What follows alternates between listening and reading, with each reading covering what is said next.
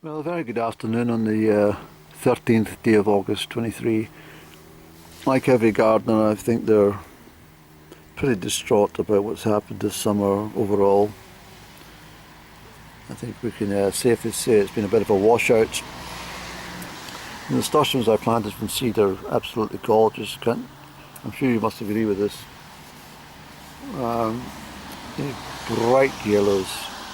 Now, no sunshine just now. I went into camera because the sun started to shine through the showers, but well, I couldn't go hill walking today. The weather's far too inclement.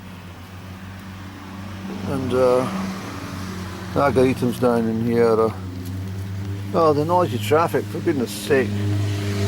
Can't wait for the winter, all these bikes stuck in the sheds for the season. But these are lovely nasturtiums, they really are. I'm very fond of them altogether. Unfortunately, a lot of the plants have suffered terribly from the rain and the constant heavy showers have saturated these plants, and well, many of the Michaelmas daisies are forgiven because it is they have a season of about 4 or 5 weeks max, so they've done the stuff. And these yellow flowers, which I still haven't put the name up, I must try and get the name for you, I'm sorry. I mean, they have attracted plenty of bees and butterflies, but on a day like this, no butterflies or bees are going to really want to come out. The asters are very, very pretty. They've taken really well in here, actually. I mean, they should be, look how sodden they are. The flower heads shouldn't be saturated like that in August, not at all. Look at these calendulas, isn't it pretty, the yellows and oranges. So it's been a nice little corner that I've done up here. So I'm glad I've done that, and we've still got a wee bit of second growth coming from the African daisies here. But everything's in a terrible mess, hence why I've come out today. And I've had to start chopping back on the dog rose, which has gone completely haywire this summer. I normally don't do this till the winter time, but it's just taking up too much space and it's pushing all the plants forward, despite the staking and then being tied up. You can see the stakes and ties in there. Everything's getting pushed forward because the plants are trying to get to the sunlight, and unfortunately this whole space would be taken up with the rose. So I don't know, and I've got a lot of chopping back to do in all directions. This is this horrible weed. I think I told you about this. The chap that I got to bring some soil into my garden, just a young boy, but unknown to me, inside the soil was this trefoil, and it's impossible to get rid of. You've got to get the root on every single plant to eliminate it, and the only way to do it is to dig up the whole bed during the summer and start from scratch. But I think it's gone too far in my garden for any remedy work. Look how sad the Michaelmas daisies are, look. They're sodden. You can bring the water out of them, look. Absolutely soaking. And the sweet peas are, I mean, look how wet they are. They're sodden. And we've still got some colour there coming through from them, but there's a few bees and insects out here in this corner, but well, there's a peacock butterfly. I'm very glad you came out to play. My garden's normally got dozens of these at once, so it's resting. It's a very beautiful butterfly, the peacock butterfly. Absolutely Absolutely adore it. As I say, normally you've got a couple of dozen of these all fluttering around at the same time, and the cabbage white butterflies and the red admirals and all the rest of it. So it's all looking very sad. I have to say it's not looking so good this year. It's just been a very dreadful time. Look, even the mint. I told you I had plenty of mint. It's all going to, this is all gone to seed now. It goes into a purple flower. Very scented, of course. But much of this mint is, well, I can take it and make it for tea and stuff, but I'll probably lift a lot of the mint from this patch now, and I'm actually thinking that this whole bed in its entirety needs to be, started again. But I think I might move house, so I'm not going to bother. I think I might buy property far away from civilization. I'm fed up with the noise of the main road, and I'd rather live somewhere in the countryside, actually. Well, this semi-countryside here, it's very, very rural location, but yeah, I'm fed up with it. I've had some really decent shows in my garden, but look, they're all mottled. Look, that's mildew on the plant. These bright yellow centres are all blackened with mould. Mildew. There's just been, a constant battle against the incessant rains all summer. I mean, these chaps here came out as they always do during the Wimbledon period. Well, Stella Artois, the start is bold, and it bud, and then they come into profusion during the Wimbledon season. So they've done all right, but low vibrational car driver passing with horrible music.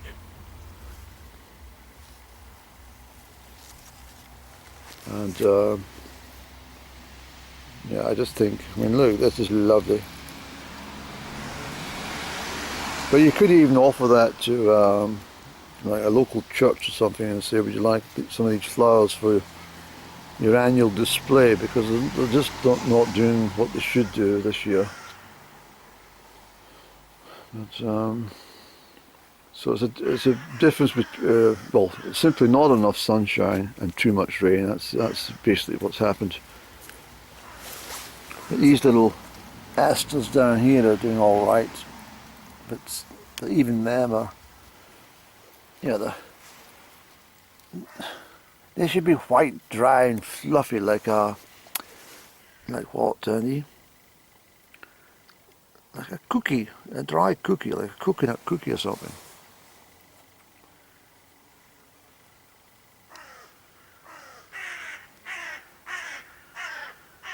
Yeah.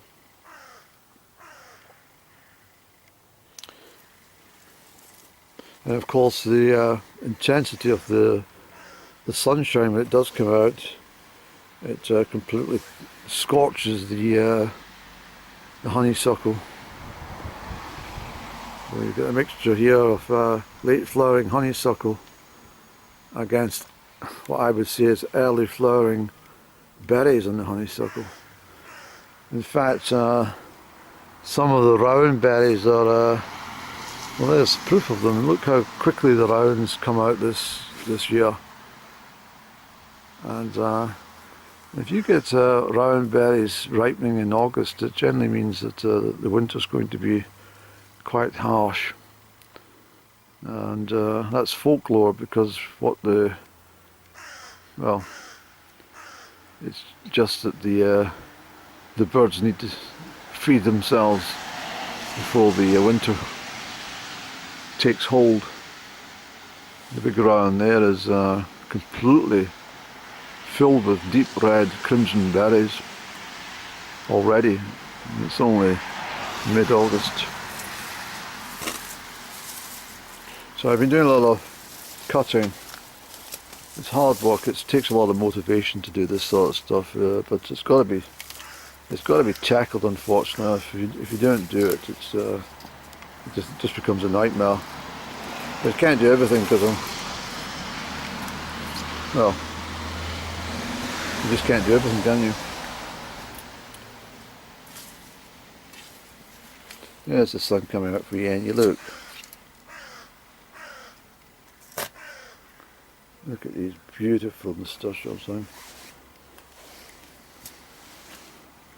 completely from seed. You saw the seed pods, I planted them back in the springtime. So they're alright. Once I cut these back a little bit, make some space here. Allow them to get some sunshine about them, see? I need to do something with this border, there's no doubt about it. It is pretty, but you know, it's not as nice as I used to have it all. I had much lower flowers. I had all the larger flowers to the back. So I'm going to do a proper clean up. It's just the way it is, Andy, isn't it? It's just turning from its green to its fabulous gold. It will be a very beautiful foliage shortly. It is all year on that one. So the sun's out. Yes.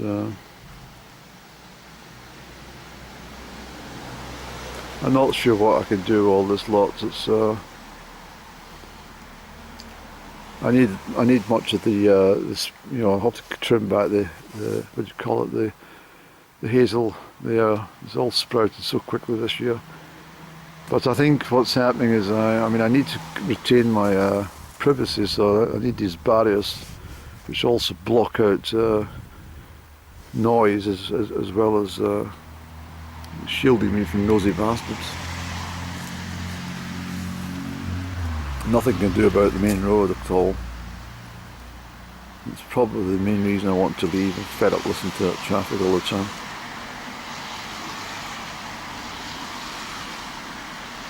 Never used to be like that. When I came here, first of all, a Sunday particularly, you never had a car for, you know, sometimes it was up to an hour between cars. It's every 5 minutes because I can't wait to get to Tesco to fucking spend all the wages and a lot of shite.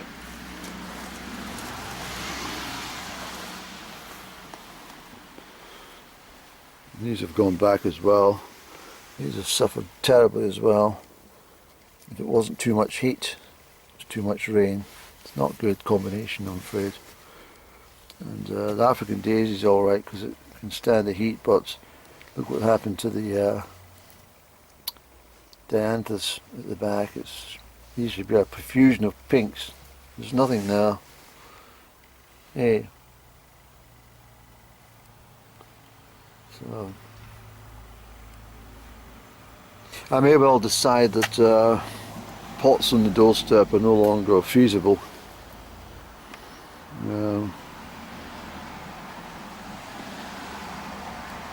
The Nemesia's done very well this year. I have to say they were absolutely superb. They don't last forever, of course, but they did do the job. The scent of these were absolutely magnificent most evenings. But it's just like any garden or any woodland. It's just or meadow. It just goes completely crazy.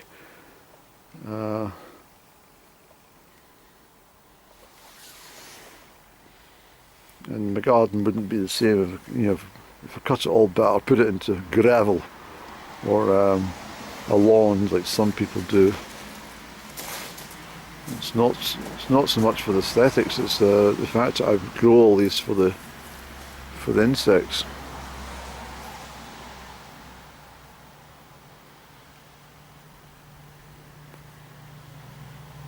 So anyway, I shan't be disheartened about things. I've just got to do a little job here and there just to keep on top of things. I'll go around and I'll snip off the dead heads in a lot of these, and that will allow any goodness in the soil to reach the other plants, the other florets. So I haven't done much garden Witterings because at the end of the day, in the last 4 weeks, it's pretty much the way it is. It's just, I mean, it's certainly going back a wee bit, not at the best, but at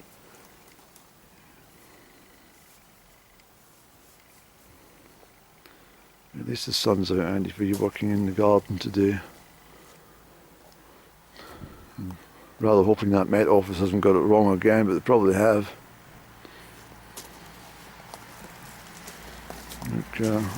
Look at even the sage here. It's this maybe needing repotted into larger pots. The one who's struggled the most at the start of the season, the tarragon, is actually doing all right now. And then this is my my thyme. It's not done that great either, unfortunately. And look what happened to the calendulas in here. They're just, I'm going to cut them all back, and what I'm going to hope for is what's termed Indian summer, where the sunshine comes out and all the plants start all over again. Because the whole point of a plant is to reach to its point in seeding. You see these self-heals. They're now at seed level here. And they didn't do very well either, to be honest. Nothing's done well. These are the old bluebells. They're a problem in my garden too. There's too many of them. And these are the well-established purple asters. These are a very pretty flower. They come out in late August, early September, and they're very much loved by the bees as well. In fact, I've got sedums as well, but I think it's under all that snip foliage that I've already just cut back.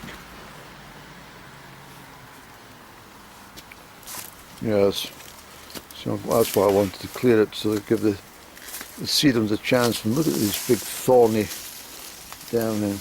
This is the sedum in here, and this comes out in a beautiful purple, very deep red, well, like a deep red towards violet colour, and these are absolutely loved. Probably the most popular plant in the garden for any bees and butterflies. So I need to clear this whole area to allow them some space and light to make them do the work. So this is all coming out today. This is my job, and if need be I shall cut back these ones as well, sadly. But, so you can see that it is quite trying to do all this, and Mr. Pig down there, he's away down, and he doesn't get to see anything until almost October before you can see anything out of his lot. But anyway, on the plus note, look at these.